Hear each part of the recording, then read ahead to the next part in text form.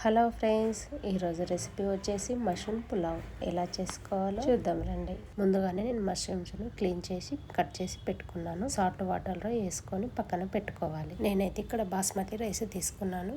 మీ ఇష్టం, మీరు ఏ రైస్ అయినా తీసుకోవచ్చు. కడిగి హాఫ్ అన్ అవర్ నానబెట్టుకోవాలి. ముందుగా కుక్కర్ తీసుకోవాలి. కుక్కర్లో చేసుకుంటేనే టేస్ట్ బాగుంటుంది పులావ్. 1 టీ స్పూన్ నెయ్యి, 2 టేబుల్ స్పూన్ ఆయిల్ వేసుకోవాలి. పులావ్ కోసం మసాలా స్టార్ పువ్వు, మరాఠీ మొగ్గ, ఇలాచి, లవంగా, చెక్క, బిర్యానీ ఆకు, సాజీరా తీసుకోవాలి. మనం తీసుకున్న మసాలాలు ఆయిల్ వేడెక్కాక వేసుకోవాలి. సన్నగా కట్ చేసి పెట్టుకున్న ఆనియన్స్, పచ్చిమిర్చి వేసుకోవాలి. ఆనియన్స్ బ్రౌన్ కలర్ వచ్చే వరకు వేగనివ్వాలి. చూడండి, ఇక్కడ బ్రౌన్ కలర్ వచ్చాక అల్లం వెల్లుల్లి పేస్ట్ వేసుకొని ఒకసారి కలుపుకోవాలి. ఇక్కడ నేను ఆలుగడ్డ, టమాటా, క్యారెట్ వేసుకుంటున్నాను. మీకు కావాలంటే ఇక్కడ వేరే వెజిటేబుల్స్ కూడా వేసుకోవచ్చు. తగినంత సాల్ట్, 1 స్పూన్ కారం, కొద్దిగా పసుపు, కొద్దిగా గరం మసాలా వేసుకోవాలి. ఒకసారి కలుపుకోవాలి. మనం రైస్ ఎంత తీసుకుంటున్నామో దానికి బట్టి పెరుగు తీసుకోవాలి.